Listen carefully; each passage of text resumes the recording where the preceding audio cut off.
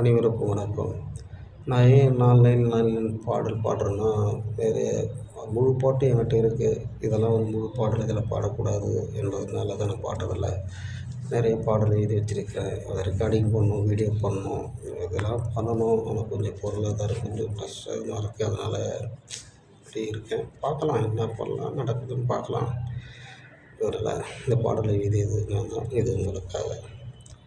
கண்மணியே கண்மணியே கலங்காதடி, கரை சேரும் காலம் வந்து சேருமே. கண்மணியே கண்மணியே கலங்காதடி, கரை சேரும் காலம் வந்து சேருமே. அடி வாங்கி சிற்பம் ஒன்று உருவாகுமே.